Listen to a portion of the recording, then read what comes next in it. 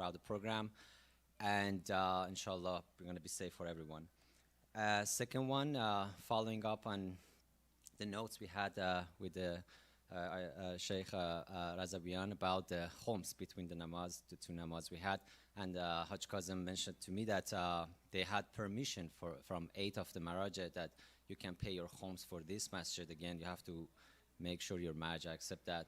But in case you can do that, it's very great opportunity to have your donations for the masjid. There are a lot of expenses that need support from all of us. That was the second announcement. And regarding the program tonight, first we're going to enjoy the lecture again by Sheikh Razavian. We are very happy to have him again, and as always, I enjoy, and I know a lot of people enjoy, and inshallah you can have questions if you have any question after the program, or he's going to be with us after the whole program too, in case you want to have a personal conversation with him. That'll be available as well. We have a special program for ladies, so because of that, 2 of the ladies, sisters, decided to moderate the program. Sister Mina and Sister Zahra were going to come here. They're going to have poetry and a special program for mothers and all ladies, actually. So we're going to follow with that. And after that, we're going to have Mauludi by Brother Zakir, inshallah. That would be the program, and followed by dinner, inshallah. I'm not sure, Hajj Cousin, we're going to have in the hall or to go? To-go boxes again because of the COVID situation. Without further ado, let me invite our Sheikh Razavian for the speech with the loud salawat, Allah Muhammad wa Ali Muhammad. Oh, sorry about that. I missed the most important part about the Quran. First, we're going to start with the Quran, and then after that, we're going to follow by the lecture. Sorry about that. Please, loud salawat to Muhammad wa Ali Muhammad.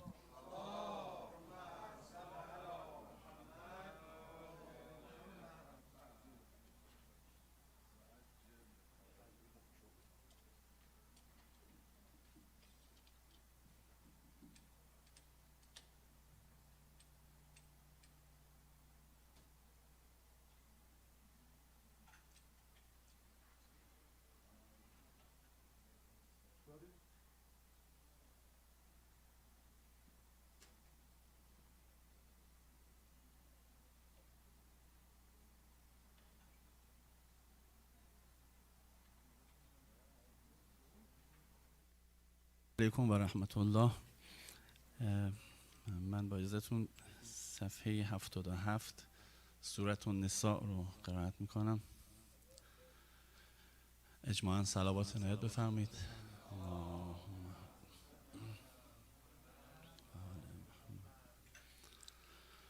اعوذ بالله من الشیطان الرجیم. بسم الله الرحمن الرحيم.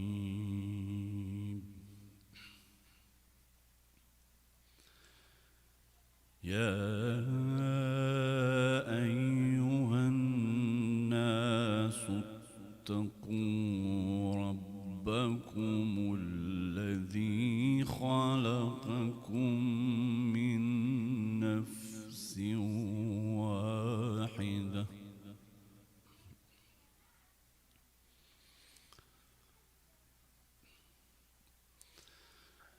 الذي خلقكم من نفس واحدة وخلق منها زوجها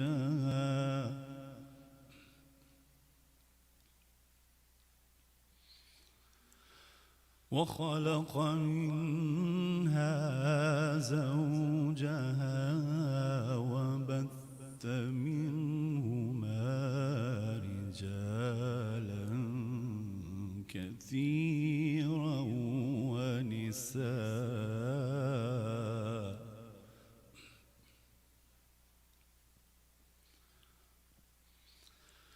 واتقوا الله الذي تساءلون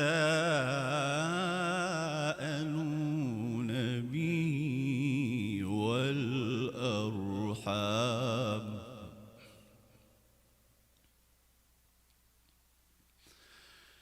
إن الله كان عليكم رقيبا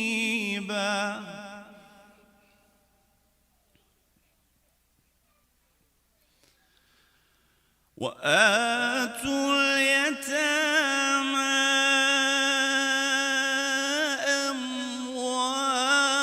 أموالهم ولا تتبدلوا الخبيث بالطيب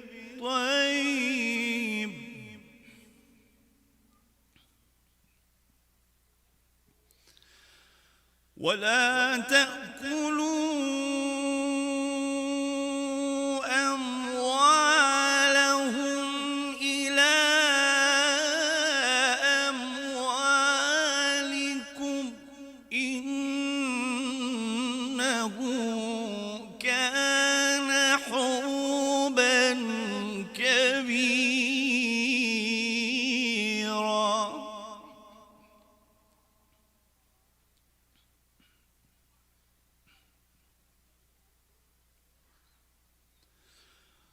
وإن خفتم ألا تقسطوا في اليتامى فانكحوا ما طاب لكم من النساء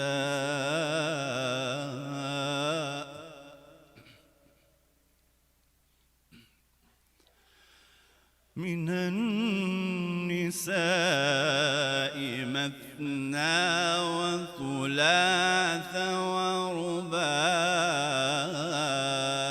فإن خفتم ألا تعدلوا فواحدة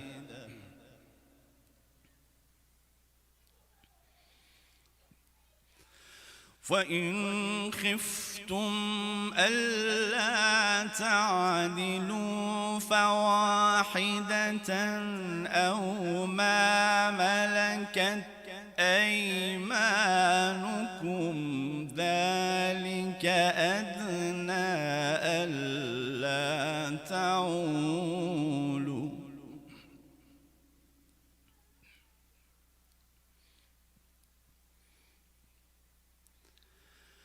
وآتوا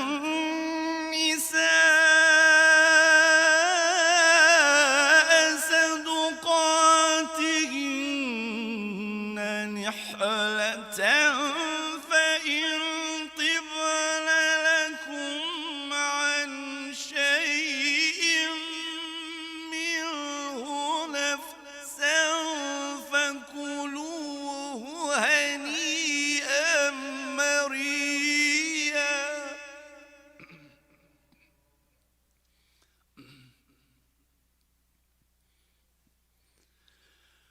ولا تؤتوا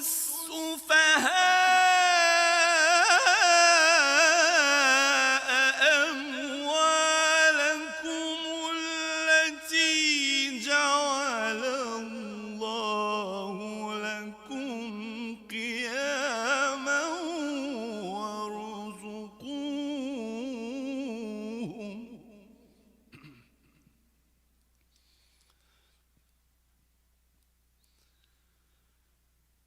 جعل الله لكم قياما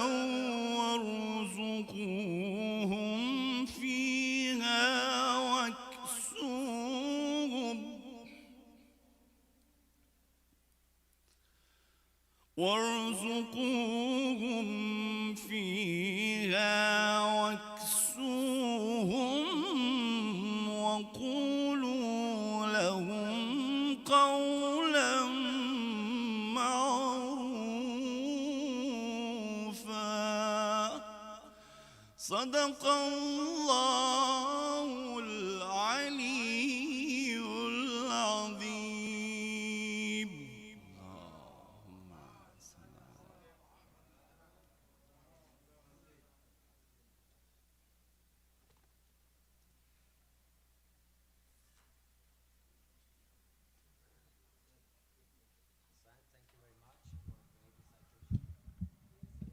another salawat for the health of himself and his family. اللهم صل على محمد وآل محمد جل فرجهم. Let's invite Hujjatul Islam Razavian for the lecture, inshallah, followed by program that we're going to have with the ladies, and inshallah after that with the Mauludi. Please recite aloud salawat Muhammad wa ali Muhammad.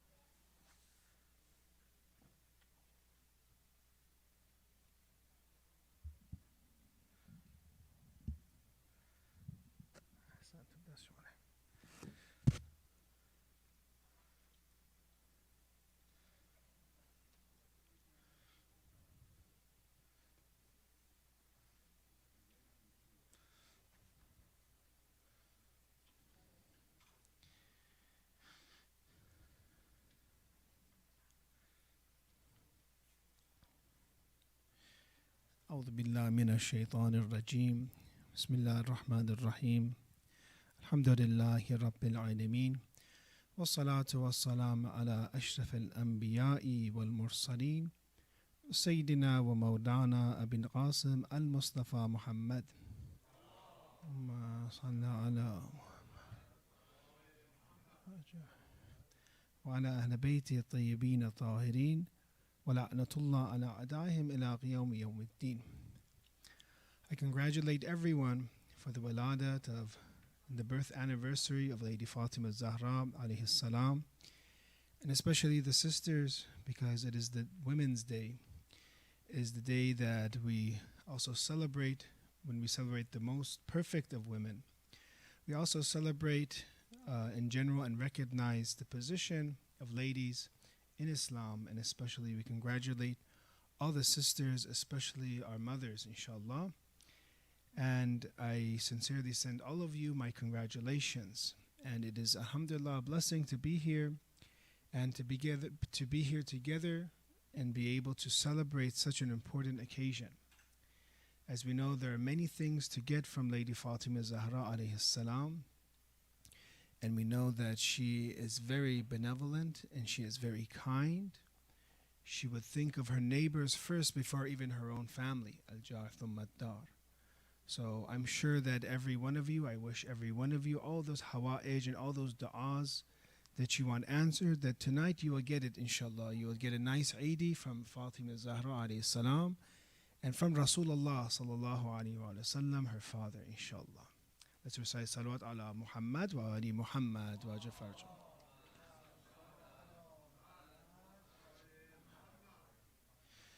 If you wanted to talk about the life of such an esteemed lady, such a holy lady, unique, unparalleled, no lady is like Lady Fatima Zahra alayhi salam. Where would you start? How would you start talking about her? Someone would probably start about, when she was born. But the life of the infallibles, there's a chapter you can say before they come to this earth. And we have to understand what position they had.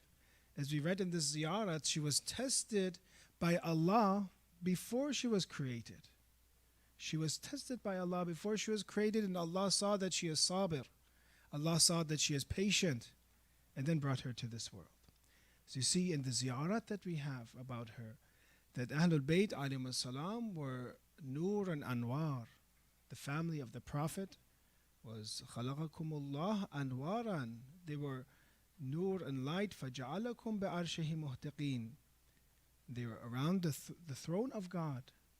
And then God brings His favor upon us. حَتَّى مَنَّ عَلَيْنَا بِكُمْ. And Allah brings and gives us minnat, meaning that they are so great, as if, we can say we don't even deserve them. The normal creation does not deserve Ahlul Bayt, does not deserve such high levels of guidance, and that they for us to be created. So when you want to talk about the life of Lady Fatima Zahra, You have to talk about how Ahl al-Bayt alayhi salam were around the throne of the Arsh of God. And then you see how in Bihar al-Anwar there's an amazing hadith of how Allah prepares for her to even come to this world. I don't know if you here have heard of the story of how angels come to the Prophet of Islam in order to inform him of this good news, this great news, this gift. This is how Lady Fatima was going to come to this world. Because we said the Ahlul Bayt alayhi salam are Anwar, they're Noor. Around the Arsh of God, now they want to come to this world. It's going to be something very special. And the hadith has it. The Prophet of Islam, for about 40 nights, 40 days, commanded to separate himself from his wife, from Lady Khadija in hadith, and commanded to fast and to worship God for this 40-day period, preparing himself. And then what happens is that he informs his wife, because Lady Khadija loved the Prophet of Islam, not to be upset that this is a command of God that I am separate from you. And maybe to even increase their love even more because of the separation. So 40 days they're separate from each other, and the hadith has it. And then it's time. O Muhammad, the exalted, most exalted sends his peace upon you and commands you to be prepared for a salutation and gift. Be prepared, you're going to receive a gift now. And Jibreel comes. And what is the Lord of the world's gifts and what is his salutation? Jibreel said, I have no knowledge of it. At that moment, Mikael descended with a plate covered of food. So the Prophet of Islam gets heavenly food. You see Angel Jibreel come, Angel Mikael come, and bring the food. Imam Ali alayhi salam was there. But this food that comes from the Prophet of Islam, even though his house, he would leave the doors where he was open, so whoever wanted could come and have iftar. But tonight is going to be different because tonight he's going to have a very specific meal for himself. This is a meal that the angels come. And he cannot share this meal with anybody. And he shares this meal with nobody, and he is going to break the fast. When he's finished eating and he has water, Mikael washes his hands, Israfil dries them, Jibreel pours water, and he's commanded to go towards Lady Khadija. This is the way that Lady Fatima alayhi salam is going to be coming to this world. So about months later, about a year later, 9 months later, now we see in tradition that it is time for actually Lady Khadija to deliver. It is the due date of for Lady Fatima Zahra. And now the Meccan ladies are not helping Lady Khadija anymore. They're leaving her alone. Because they're saying, why did she marry? She was such a rich person. She was such a recognized person in our society. Why did she marry an orphan? Why did she marry this person called Muhammad? Allahumma salli ala Muhammad wa ali Muhammad. Just like many people that only value things of monetary and financial things. So they had this criticism. So they left her alone. And you see in hadith how beautiful it is that when you are for Allah, Allah protects you and Allah gives you honor. And you see for her, different ladies come. Zahra, the wife of Prophet Ibrahim. Asya bint Muzahim comes. Maryam bint Imran comes. Kulthum, the sister of Musa, come. They come to help her. In such a night, imagine, take yourselves to Mecca around 1400 years ago. These 4 holy ladies are coming to help Lady Khadija because someone very special is going to be born. When Allah wants to make us realize the importance of someone, when they are born, He has miraculous events happen. Like Imam Ali alayhi salam being born in the Kaaba, for example. So the people can recognize that a very important person is going to come, unparalleled. And also when Lady Fatima alayhi salam is born, in tradition these 4 ladies come. And then we have, she is born, Fatima gets born, tahiratan, mutahharatan. And light fills Mecca. Light fills the homes. Nur comes. It's a special light. Her name is Zahra. So when she comes in this world, light fills the homes of Mecca. And then she begins to say salam. She says, Ashhadu an la ilaha illallah. She does shahadatain. Speaking, Isa alayhi salam spoke when he was born. She does shahadatain. Wa anna abi Rasulullah. Allahumma salli ala Muhammad wajil farajahum. Seyyed al-Anbiya, bearing witness to Tawheed, bearing witness to Rasalat, and bearing witness to Walayat, that same Walayat that she will give her life for. Bearing witness, وَأَنَّا بَعْلِي سَيِّدَ الْأُوصِيَا. Because they have knowledge. As I said, they are the best of creation. وَوُلْدِي سَادَاتُ الْأَسْبَاطِ. She knew that Hassan and Hussein will be imams, and knowing that Imam Mahdi will be from her progeny. So that is the way that Lady Fatima alayhi salam, when you want to talk about such a lady, we have to observe honor, and we have to observe this sequential order, that she was very, in a certain way, that she was respected, of course, by the angels and by these four ladies, and she says salams to them. But when we want to learn from the life of her, and she is a role model for all of us, not only for women.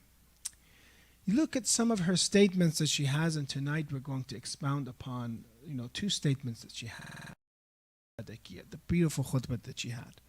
One of her statements is this, and she explains, why people left Imam Ali. She explains. We always are wondering what happened to Medina, that 100 days before we have Hadith Qadir. We have so many hadith about Ahlul Bayt from the Prophet of Islam, so many verses of Quran about them. What happened to the people of Medina? What happened that they suddenly betrayed Imam Ali alayhi salam? They betrayed Zahra, the daughter of Rasulullah. What happened? She says this in the khutbah, Ma'ashir al-Muslimin al-Musra'ata ila qil al-Batil. Oh, people who rush towards uttering falsehood. One of the things that people did, and she's saying the cause of misguidance in society, and we're trying to learn lessons from the life of Fatima Zahra, is that people rushed towards uttering falsehood. This is one of the reasons why they were misguided. For example, they would say the prophets do not inherit, and people believe this falsehood. Or they thought that having Saqifa, they would have an ability to have a government, and leaving Ghadir and Nusus and Hadith away. So people, from repetitively hearing things over and over and over, they slowly start to accept falsehood. And this is a danger, a very dangerous thing that the common person can have. You can have a prophet teach you 23 years, but after false advertisement, misinformation, you can begin to completely believe in something else.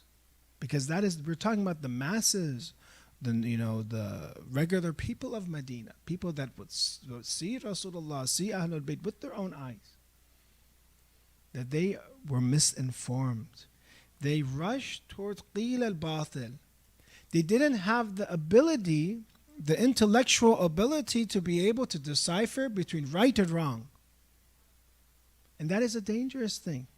That is why our ulama and akhlaq tell us all the time to make sure your mental capability, your ability to distinguish right and wrong is sufficient, that you have enough knowledge, you have enough wisdom, that you study enough, you ponder enough, so that you have the ability to distinguish what is right and what is wrong. So therefore, from here, we understand the importance that Lady Fatima gave to her society, how much she loved her society, how much she loved people. You see in the dua, al-jar thumma ad-dar, meaning she would pray for her neighbor before praying for her own household.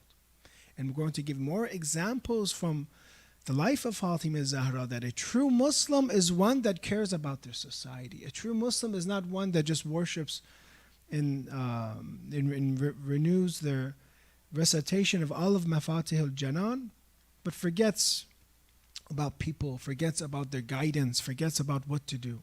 We're living in a time, you can compare it to like Mecca. and how the Prophet of Islam was in Mecca was the early stages. We're talking about early stages of Islam in this country. But does that mean that we all have to run and hide and only think about ourselves? No. One of the best ways for us to think about our society, when you look at Islam and you see the obligations that we have, and you see, for example, one instruction which is commanding the good and enjoining good and forbidding evil, compared to all other wajibats, they are like a drop compared to an ocean. Amr ma'ruf is an ocean. But how can we do this? How can we reform society together?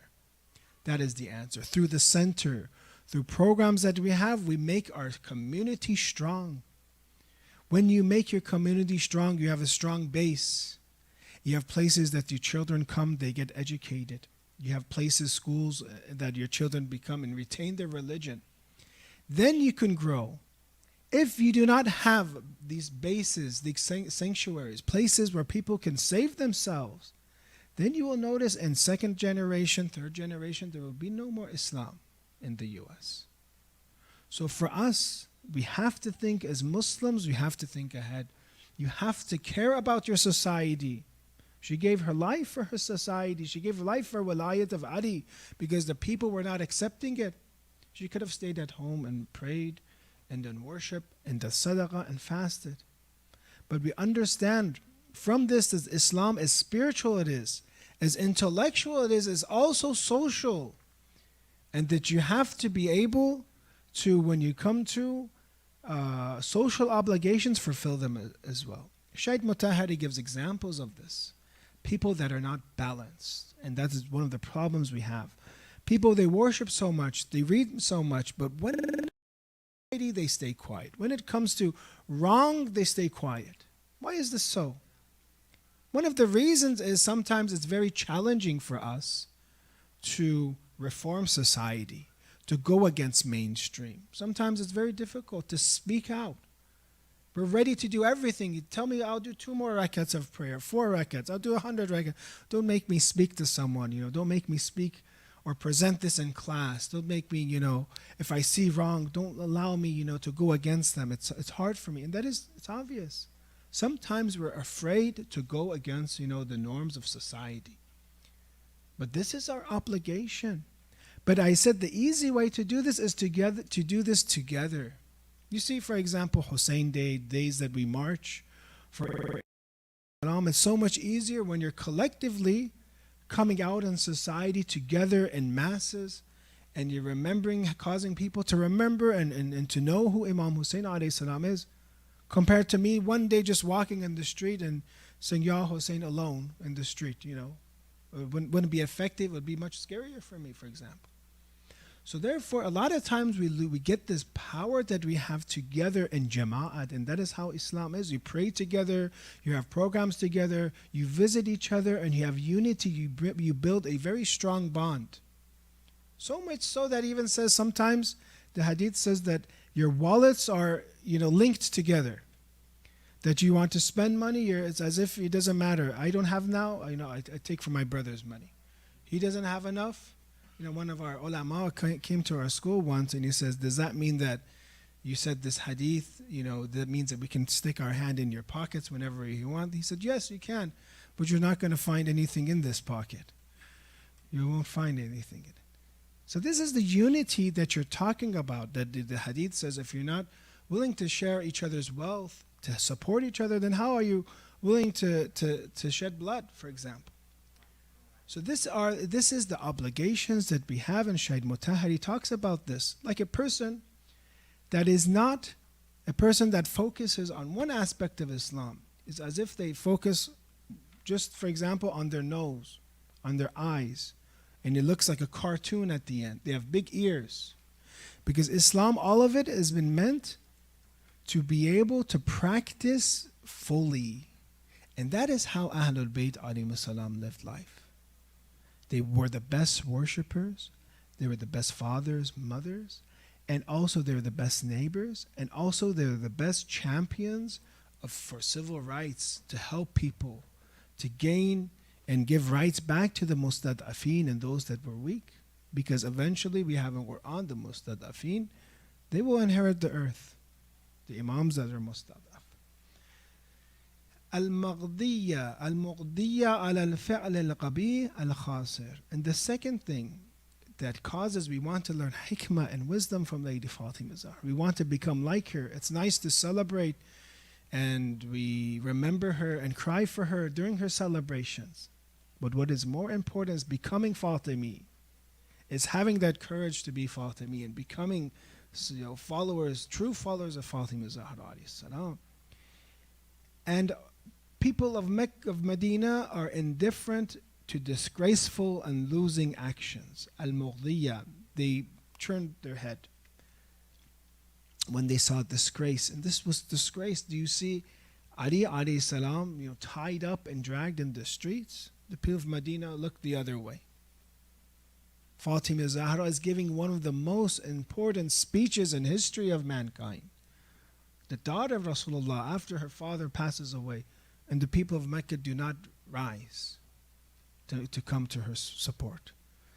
They come and enter her house, and she is the daughter of Rasulullah. She is pregnant at that time. They do terrible crimes, disgraceful actions, but the people were indifferent. Sometimes it breaks our heart to hear this. They would say that Fatima Zahra is crying too much. Take her to another place, and she made Baytul Ahsan, a place that was farther away from people, so because they were tired of her crying. And this crying was obviously to wake people up. So you see, brothers and sisters, sometimes that Islam that we think about in our minds is much different than that Islam we learn from Ahlul Bayt, we learn from the Quran. Is that you have to, even if you don't have the power to do this, you have to have a plan. You have to have intention. That I am going to command the good, I am going to enjoin good. Yes, and each situation is different, I agree. Each situation, each person is different. One of my friends, when he was trying to teach some of his non-Muslim friends about Islam, he just gave to him the Risala, the entire Islamic law book. He said, this is Islam, read this if you want to know. With thousands of laws. So that's not appropriate for that person. How is he going to act upon all of these legal rulings? He's not even Muslim.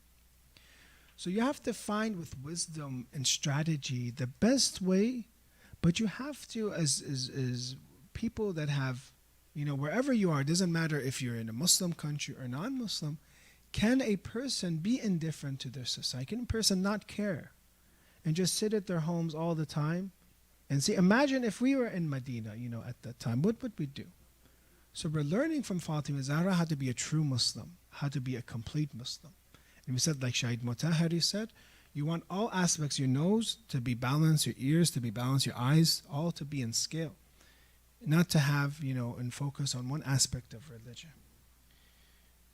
So therefore, we see that we have a lot of things, and if you want to gauge yourself and to see how much, of a good Muslim you are, you also look at this aspect. How much are you worried about society? How much are you thinking about Imam Mahdi to come back? How much are you working for him? How much are you sacrificing for him?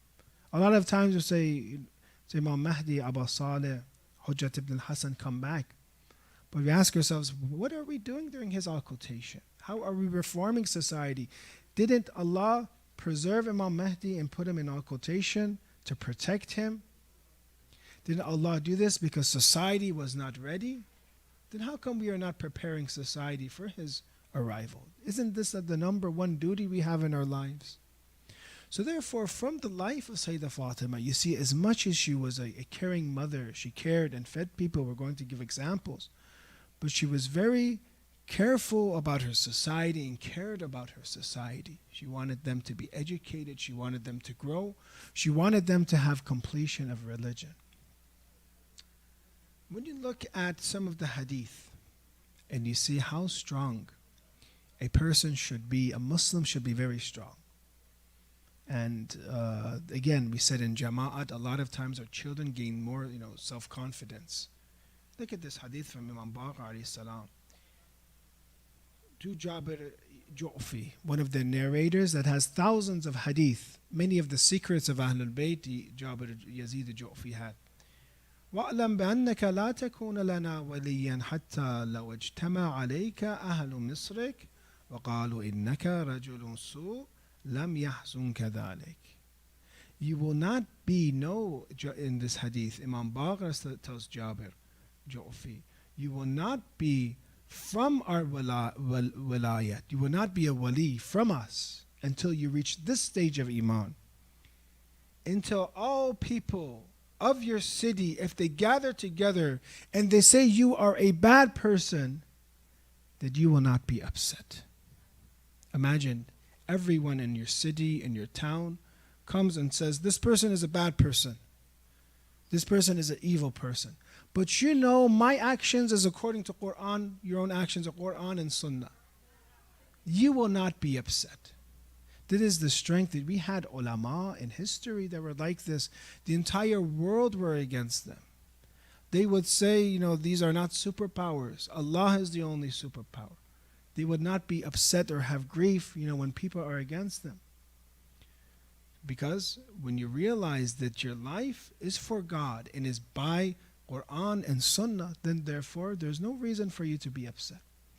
And the hadith also continues, لَوْ قَالُوا إِنَّكَ رَجُلٌ صَالِحٌ لَمْ يَسُرَّكَ ذَلِكَ. And all the people come right now and they say, you're such a good person, mashallah, brother, sister, you're so good, mashallah. You don't become happy with this. You become happy when your life is aligned with Quran, when your life is aligned with hadith of Ahlul Bayt.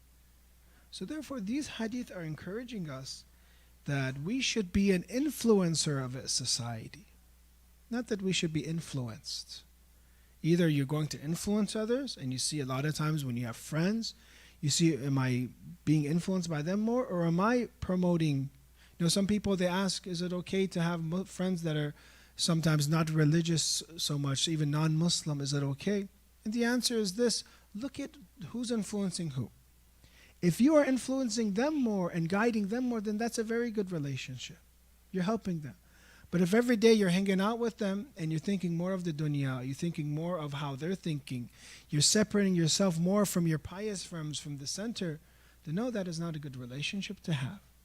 You should choose your friends, So therefore you see in this hadith that the way our mental attitude that we should have should be in a way that, that fear that you have of society stems from the fact that you want to be, appreciated by them.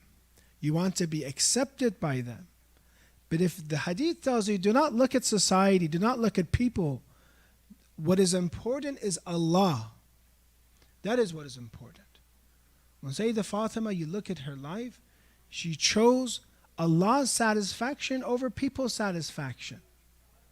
The people maybe did not want her to have such a stance. Even today in books of history, when you name Lady Fatima, even in Shia communities, sometimes they're even afraid to have Fatimiyya, because that stance is so strong. Because Fatima being Fatimi, or for her stance, it was against the Khulafa. They're afraid to even mention it. Her stance was so courageous. So you see that she chose Allah's satisfaction over people's. And this is the problem that we have when you talk about our social obligations to be able to spread Islam, to learn from Sayyidah Fatima alayhi salam. It comes from the fact that we really need people, we think we have to have their approval. We do not have to have people's approval.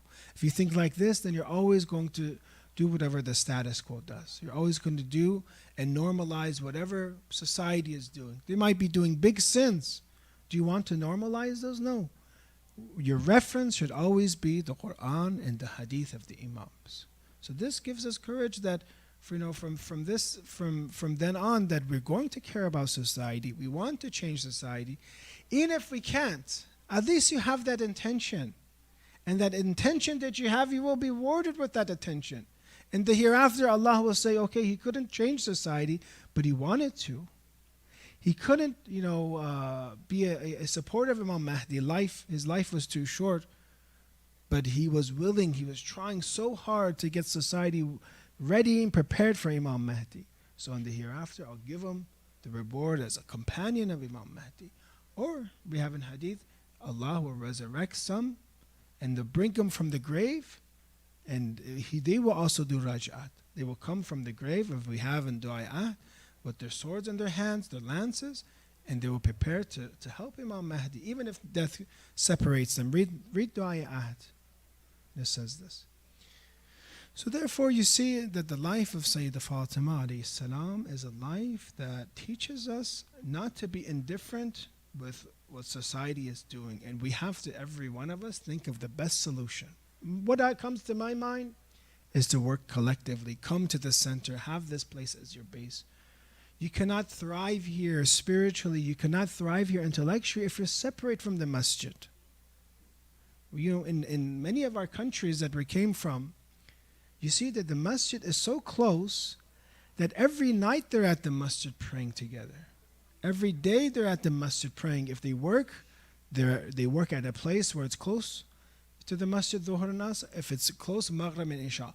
All the time they're surrounded with hadith, with on TV, they're surrounded with the waladat of Lady Fatima. Here, you're not surrounded, you're not being, helped in this way with repetition. So therefore, if we do not come to the centers, if you do not come to these engagements, then you might not hear anything that entire week. You might not have that chance to be influenced by the hadith. Not that it's me speaking or another sheikh that's speaking.